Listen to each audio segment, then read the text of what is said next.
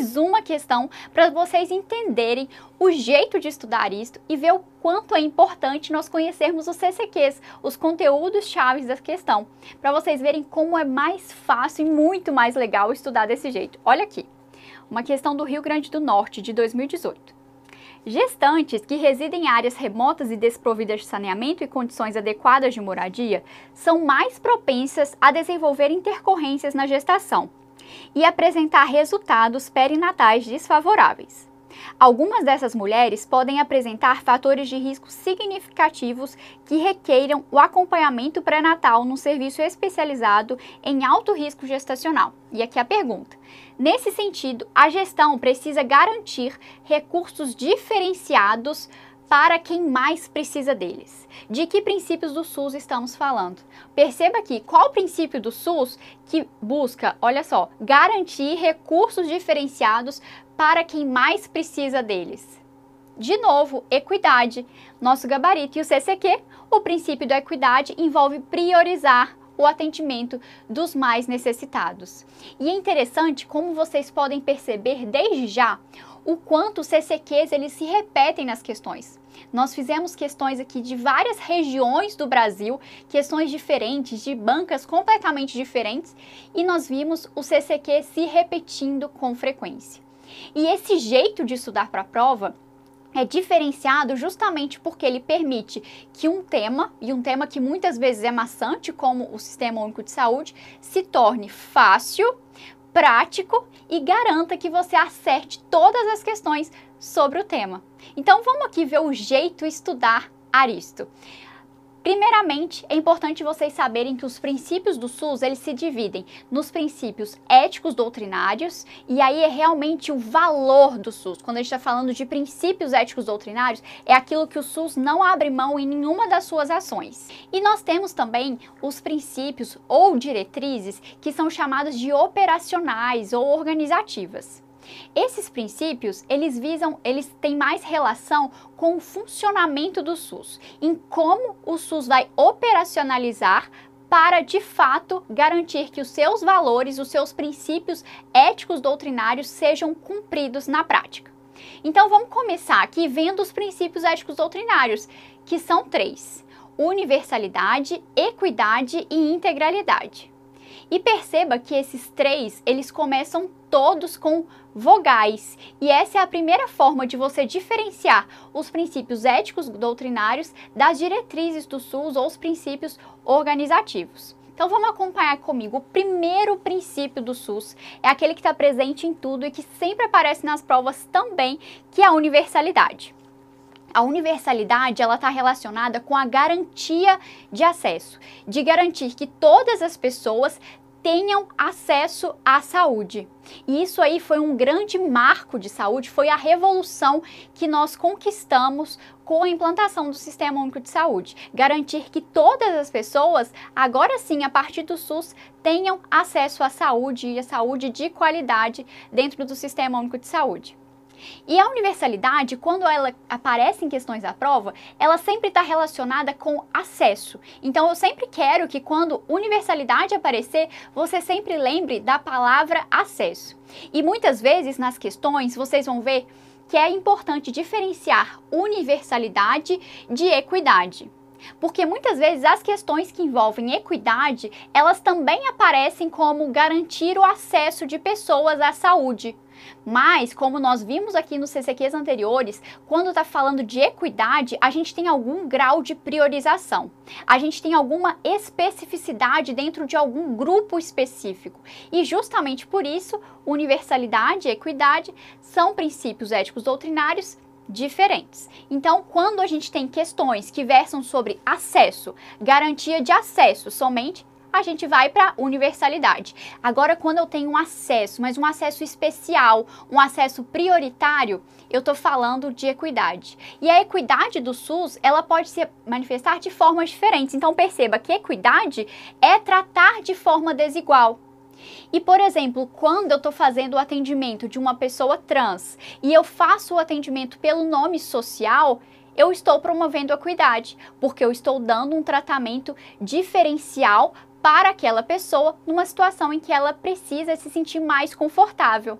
Questões que versam sobre equidade, elas também falam sobre o acesso prioritário e muitas vezes colocam o protocolo de Manchester, que é uma forma de promover equidade no âmbito do SUS. E equidade, só para vocês terem uma ideia, é diferente de igualdade porque ela vê as diferenças presentes em cada pessoa. E olha que, por exemplo, essa imagem para a gente ilustrar isso muito bem. De igualdade e equidade. Igualdade é oferecer as mesmas coisas para todas as pessoas. No entanto, só isso não é suficiente. Como a gente vê aí na nossa imagem, mesmo eu dando um bloquinho para cada pessoa, não é suficiente para que todos consigam ver para além do muro. Já a equidade, ela visa equalizar essas diferenças, de modo que eu faça uma distribuição dos recursos para que todos consigam, aqui na imagem, visualizar através do muro. Então, muitas vezes, por exemplo, o primeiro aqui ele ficou com um quadradinho, o segundo ficou com 2 e o terceiro precisou de 3. Mas, no entanto, no final das contas, todos conseguiram o mesmo objetivo que foi aqui, visualizar através do muro. Então, quando eu estou dando tratamento desigual, eu estou dando formas desiguais de atendimento, eu estou garantindo a equidade, ou seja, eu estou priorizando aquele que mais necessita. E eu estou falando aqui bastante de equidade justamente porque é o conceito que mais aparece nas provas, então é muito importante ele ficar bem sedimentado.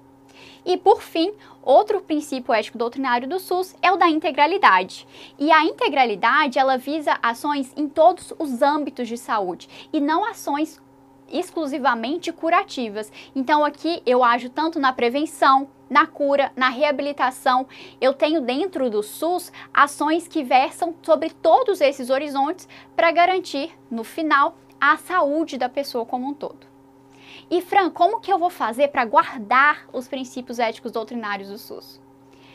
Muitos de vocês já sabem, eu sou de Minas Gerais, e lá uma palavra que a gente sempre usa é uai. E uai é uma palavra que só tem vogal, então vai ser a palavra que vocês vão usar para guardar aqui os princípios éticos doutrinários. U de universalidade, A de a equidade, e aqui a ideia é forçar a barra mesmo para vocês saberem que é o que mais aparece nas provas e é um contrassenso, porque eu estou tratando de forma desigual os desiguais. E o I de integralidade, lembrando que todos os princípios éticos doutrinários começam com vogais. E agora a gente vai para as diretrizes do SUS, ou os princípios organizativos operacionais, que são a descentralização, e a descentralização está relacionado ali com a divisão de poder entre as esferas políticas. Então eu tenho o nível municipal, o nível estadual e o nível nacional. E cada um tem as suas atribuições e tem os seus deveres ali dentro do âmbito do SUS. E isso, na verdade, oferece mais autonomia para os municípios. E aí a gente chama de municipalização do cuidado. Ou seja, eu estou descentralizando a saúde de modo que fique o mais distal possível, porque ninguém melhor do que a pessoa que está mais perto da saúde, no caso o município, sabe das suas situações e das suas necessidades. Outro princípio aqui é o da regionalização. E a regionalização é uma consequência da municipalização.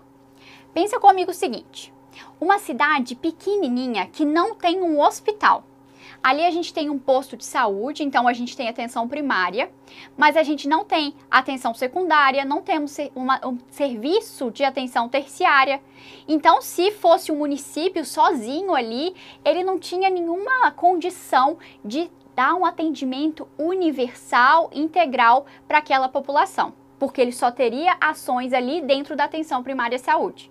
Então, justamente pensando nisso, criou-se, né, aqui a regionalização, as regionais de saúde, que é uma área, um território que engloba várias cidades, municípios, de modo que dentro de cada regional de saúde eu tenha garantido o atendimento em todos os níveis de atenção. Certo? E aí o nosso próximo é justamente a hierarquização, que está relacionado com a divisão em níveis de complexidade. Então eu tenho atenção primária, secundária, terciária, e essa forma de hierarquização, ela começa sempre ali na primária, que consegue resolver cerca de 90% de todas as demandas de saúde e vai ascendendo, fazendo sempre coordenação do cuidado. Outro princípio aqui é o de participação social. E a participação social no SUS, ela foi um grande feito, porque na verdade aqui a gente garantiu de que os usuários, eles vão poder opinar e fiscalizar as ações de saúde, através de dois locais de fala que eles vão ter, que são as conferências e os conselhos de saúde. E para garantir a participação social, foi determinado depois, na Lei 8142, que a participação social do SUS nos conselhos e conferências garantia que 50% de todos os participantes desses dois lugares, dos conselhos e das conferências, sejam usuários do SUS, pessoas que de fato precisam do SUS e fazem uso do SUS, certo?